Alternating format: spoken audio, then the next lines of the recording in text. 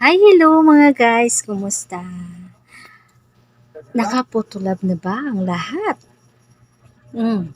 Kayo ba mahilig gumamit ng putulab? Alam nyo ba guys, kung ikaw ay monetize na at gumagamit ka ng putulab na merong putulab na watermark. Alam nyo ba guys na pwede yan maapektuhan yung ating account kapag tayo ay monetize na at gumagamit tayo ng photolab na merong watermark. Diba?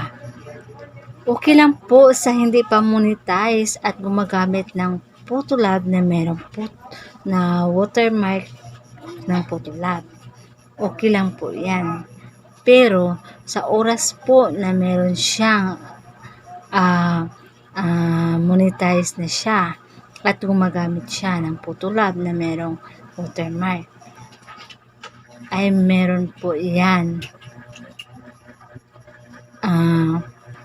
maaari po siyang ano po yung account natin kasi third party po yan.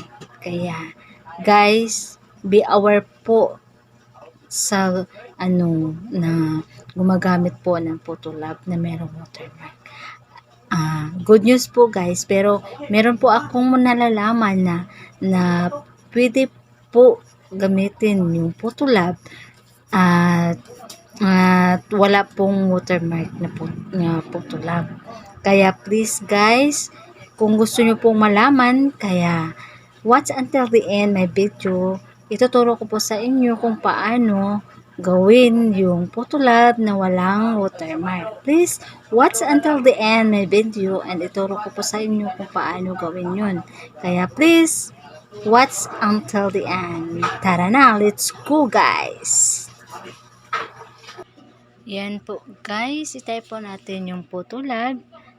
Sa akin po na download ko na po, kaya open na po siya. Sa gusto pong mag-download, i-download nyo na po siya. Yan po siya, meron po yung bayad yung photolab. Yan po, may bayad po siya. 440 po yung monthly kapag gusto nyo pong mag-subscribe. Pero sa akin po, meron po siyang free trials na 3 days. Kaya na-subscribe po ako. And then pagkatapos po, 2 days ko na po siyang ginagamit. Kaya gusto ko na po siya i-cancel. I-cancel ko po siya para wala na po akong babayaran pagdating ng tatlong araw na palugit nila. Kasi 2 araw na po na ginagamit ko, kaya dapat ko na po siyang i-cancel. Kaya yon, i-cancel na natin siya at type ko na lang po siya no money po para talagang makancel po siya. Yun po.